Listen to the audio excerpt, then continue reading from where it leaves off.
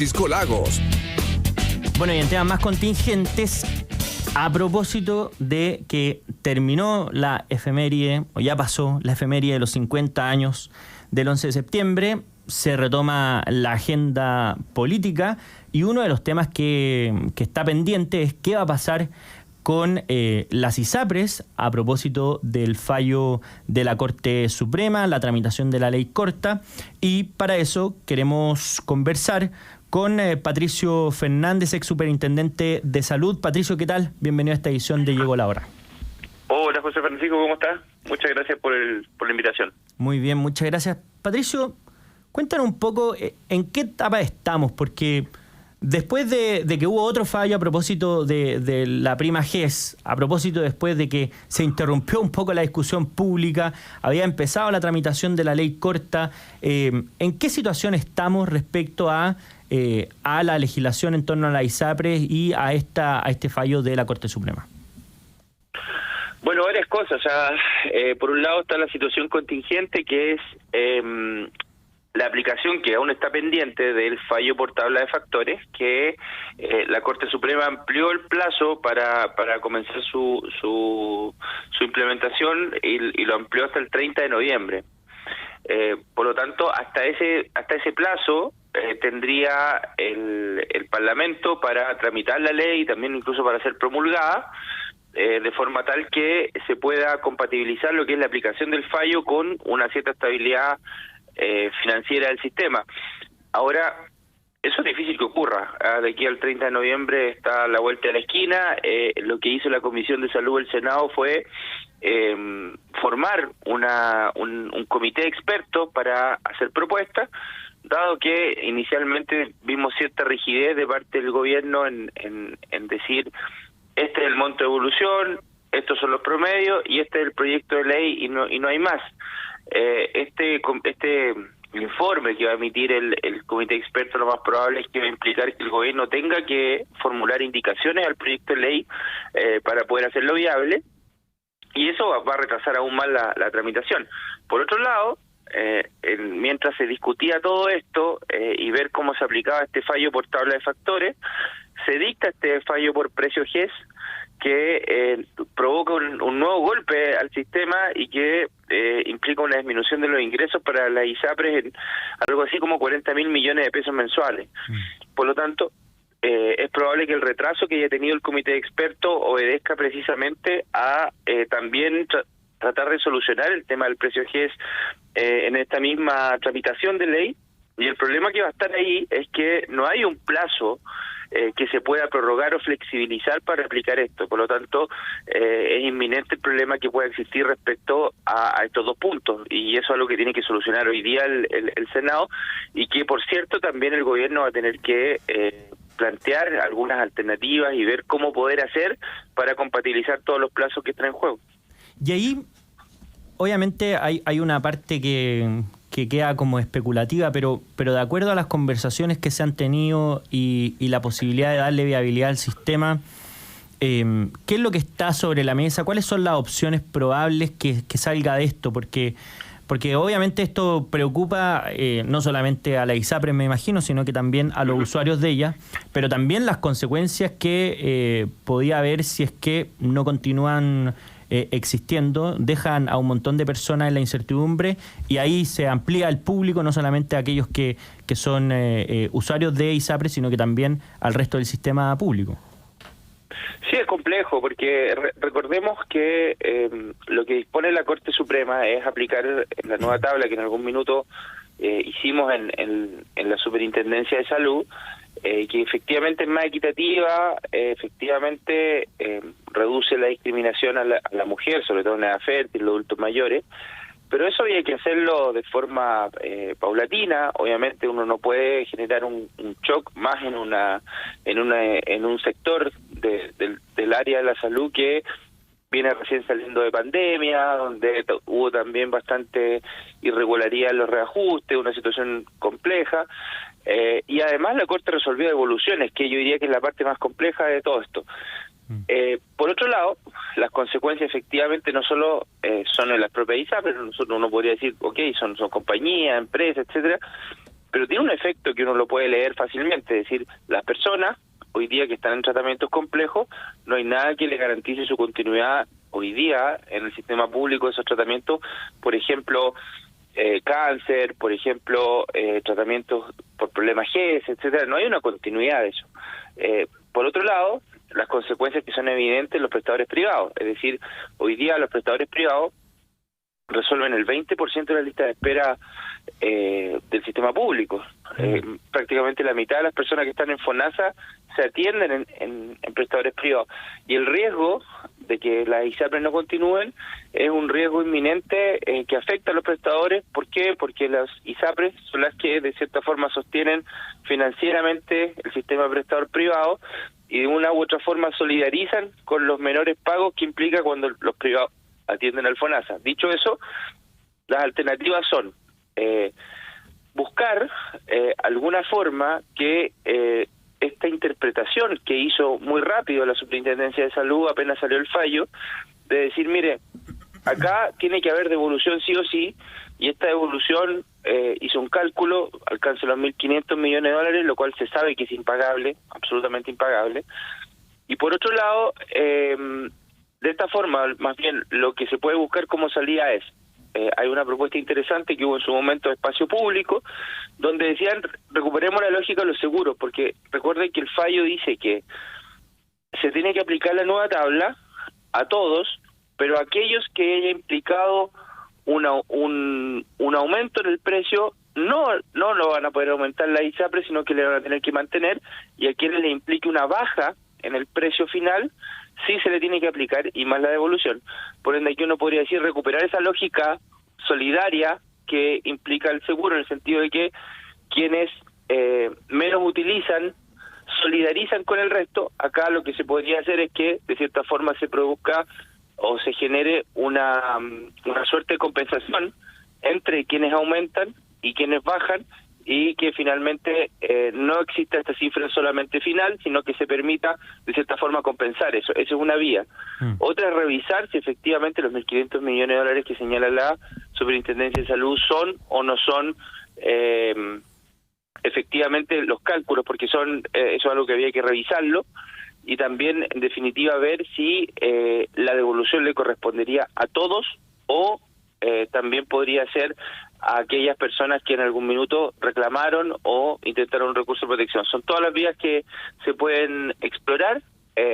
No quiso explorar alguna vía de interpretación la Superintendencia en algún minuto, y sí, al parecer flexibilizó, porque me imagino que las consecuencias políticas para la Superintendencia son distintas, si es que lo resuelve el Parlamento por una ley, y no haber tenido que resolverlo ellos por una interpretación. Así que me parece que por ahí va la propuesta de solución. Y ahí, respecto al origen del problema, ¿por qué se produce? Porque se fija esta tabla de factores, después la Corte Suprema aplica esta interpretación de forma retroactiva, es decir, todo lo que no esté acorde a esa tabla de factores desde el 2019 en adelante hasta la fecha del fallo debe ir a ser devuelto a los usuarios. Y obviamente, además, tiene dimensiones no solamente procesales en el sentido que le afecta no a personas que no concurrieron a ese juicio, a esa discusión, y también que si uno le dice a los usuarios que le van a devolver recursos, después políticamente me parece que es un poco complejo o más bien inviable decirle que finalmente esa devolución no existe. Es decir, ¿por qué se produjo esta interpretación o este problema? Porque claro, yo sé que esto es debatido sobre todo por las implicancias jurídicas que tiene, pero dándole una segunda vuelta y yendo al fondo, ¿cuál es la interpretación o el análisis o la lógica que hay detrás de la decisión de la Corte Suprema? ¿Y por qué está siendo tan controvertida la decisión que tomó la tercera sala? Bueno, la lógica de la Corte Suprema acá es que,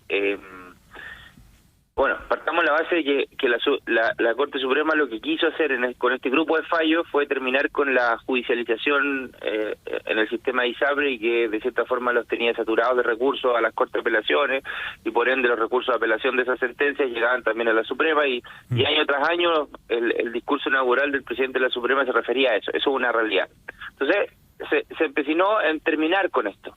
Y ahí fue donde, de cierta forma, comenzaron a resolver en forma universal, erga omnes, con efecto, es decir, esto significa para todos, aun cuando una persona no haya interpuesto el recurso de protección, también, de cierta forma, se vio, entre comillas, beneficiado con estos fallos, y ese era el objetivo, yo diría, principal. Segundo, en cuanto a lo que fundan este tipo de resoluciones, es en decir, mire, estos cobros fueron indebidos, ¿tá? Es decir, primero dice, esta tabla que aplica la ISAPRE es arbitraria, es ilegal, y sí me parece que esta otra que sacó el superintendente del 2020 parece mucho más equitativa, y además agreguemos que estos cobros, por ende, desde esa fecha fueron indebidos. Ese es un poco el fundamento. Hay muchos quienes no compartimos, por varias razones. Primero, porque es un cambio de reglas del juego bien potente, digamos, en contra en este caso de la ISAPRE, genera expectativas, genera expectativas que son incumplibles, porque las personas pueden decir, aquí se está salvando la ISAPRE, está defendiendo la ISAPRE. No, aquí hay un hecho bien concreto, que es, la superintendencia habló de 1.500 millones de dólares de devolución. Eso es imposible, no va a ocurrir. Habló de promedios de devolución por persona 1,5 millones, eso tampoco es real, ¿ya? Entonces, a mí me parece que fue riesgoso y aventurado lo que en su momento hizo la Superintendencia de Salud, en el sentido de sacar esa cifra, generando expectativas en las personas, sabiendo que además, si eso se hace, el sistema no puede continuar. Es decir, de una u otra forma, habría que dar pie atrás a eso, y ahí es donde está el gran problema. Yo siento que hay un conflicto muy marcado y muy evidente entre el Ministerio de Salud y la Superintendencia de Salud. Algo ya hubo trascendido en algunos meses anteriores, pero esto cada vez queda patente y cada vez queda más en evidencia cuando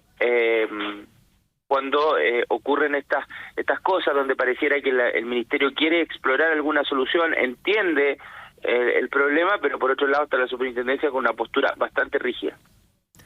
Bueno, ahí hay un tema importante. Y a propósito de la judicialización, hay algunas ISAPRES que han recurrido a algunas instancias internacionales, especialmente aquellas que no son chilenas y tienen capitales extranjeros.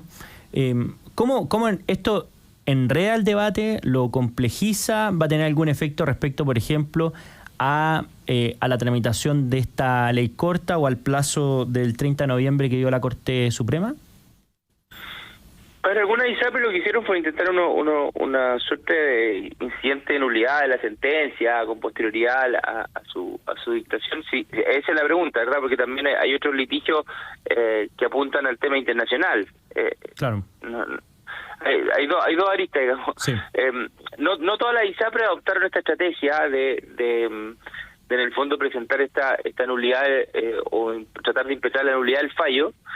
Y para eso también estos días ha salido que intentaron inhabilitar a los ministros de la tercera sala. Recordemos que la inhabilidad de los ministros de la Corte Suprema conoce la Corte de Apelaciones de Santiago, donde se opuso. Yo creo que ahí no va a pasar nada en relación a eso. Me parece que la solicitud de inhabilidad también va a ser rechazada, creo yo. Creo también de que esa nulidad también va a ser rechazada, y prueba de ello, o de la poca fe más bien, es que no todas las ISAPRES fueron en bloque a optar por eso. Yo creo que la mayoría de las ISAPRES lo que estaba buscando es una salida legislativa, están apostando a eso. Veo más claro eso. Ahora, no creo que enrede, porque la verdad, si es que en algún sector se pensara que la ISAPRE le puede llegar a ir bien en lo judicial, ya, probablemente, pero la verdad que la historia ha dicho en el último tiempo que en general todas las aventuras judiciales o defensas judiciales de la ISAPRE han terminado en derrota para ellos. Entonces no sería raro que vuelva a ocurrir. Además, ya hay historia de fallos en términos generales. Ya hubo 2 fallos anteriores del mismo tipo donde no se reclamó lo mismo. Entonces yo lo veo difícil de que resulte algo desde el punto de vista judicial.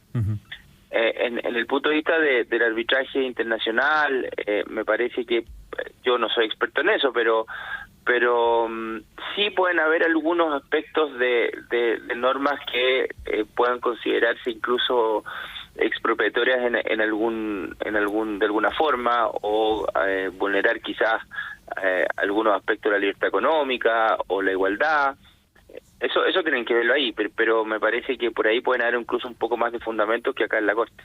Y ahí a propósito de la institucionalidad, es decir, cómo enfrentamos este tipo de problemas, no solamente actualmente, sino que también hacia el futuro, porque aquí si uno analiza el problema en su complejidad, esto viene desde hace mucho tiempo. Ya era bastante particular que las personas se opusieran a un alza de precio a través de un recurso de protección que lo que busca es garantizar las garantías o respetar las garantías constitucionales de las personas, y que eso se haya tolerado durante mucho tiempo y que claro, como en la Corte Suprema ya se veía, los tribunales además en general se veían colapsados por esto, recurren a esta alternativa que al final también puede generar un daño importante.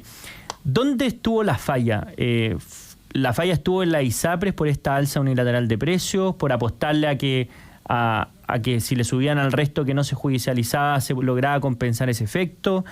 Es un problema del Congreso por falta de regulación, es un problema de las Cortes, es un problema de los gobiernos. ¿Dónde se produjo este problema? Porque en lo que todos coinciden es que viene desde hace mucho tiempo. Sí, bueno, yo coincido con lo que dicen varios en que aquí hubo una suerte de incapacidad de los gobiernos de lograr, de los gobiernos me refiero en general, y del Poder Legislativo, o sea, aquí en el fondo estoy tratando de hablar de los órganos colegisladores, que sería en este caso el Poder Ejecutivo, el Congreso, ¿cierto?, que fueron incapaces de avanzar en una reforma al sistema de ISAPRE, y fue generando que a través de los tribunales se vaya haciendo justicia material y supliendo todo aquello que obviamente no se hizo por reforma, y la peor forma de hacer eso es a través de fallos judiciales, porque los fallos judiciales por mucho tiempo fueron fallos, como dice la ley, que solamente afectan a las partes, en este caso, y que fueron generando nuevas desigualdades respecto a aquellas personas que sí intentaban recursos versus aquellos que no.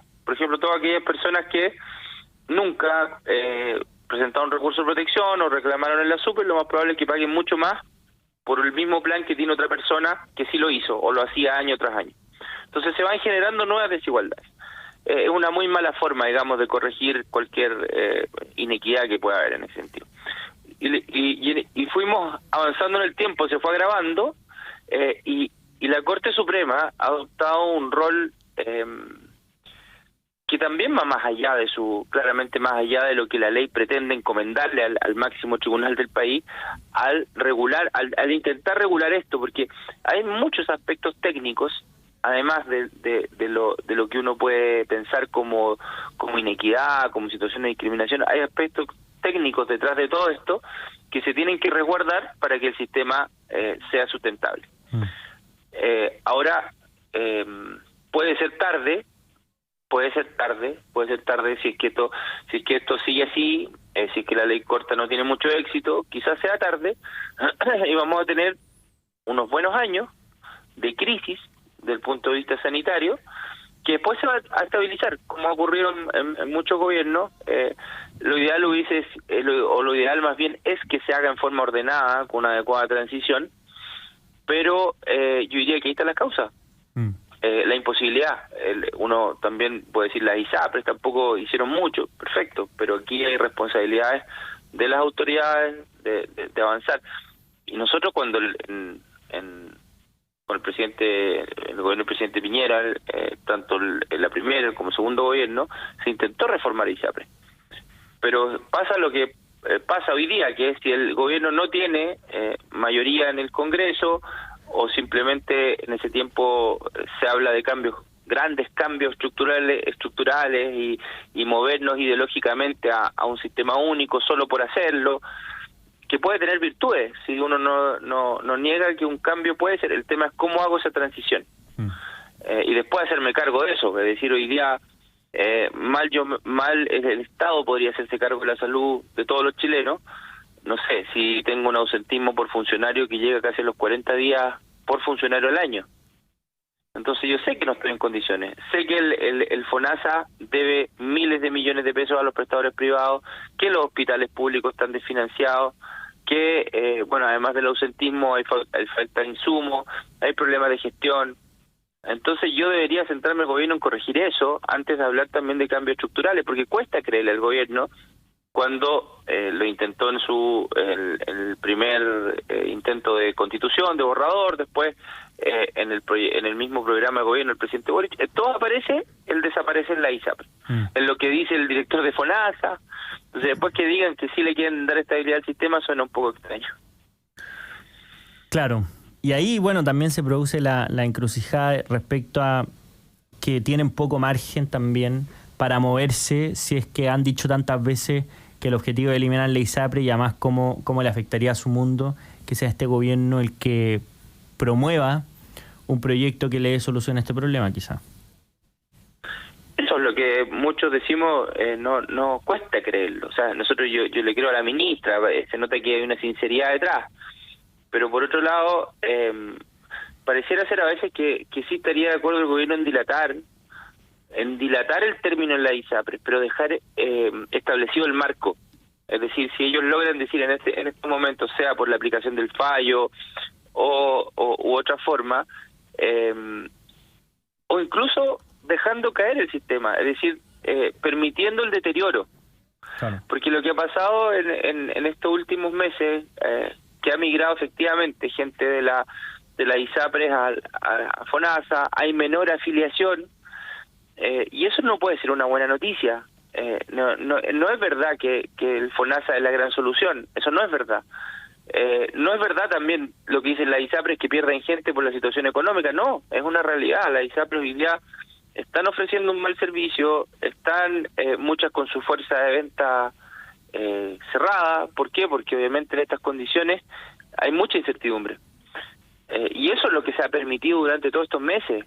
Entonces, el permitir deteriorar ese sistema de esa forma también es una manera de terminar con el problema, digamos, para ellos, o terminar con estas instituciones, o como le quieran llamar.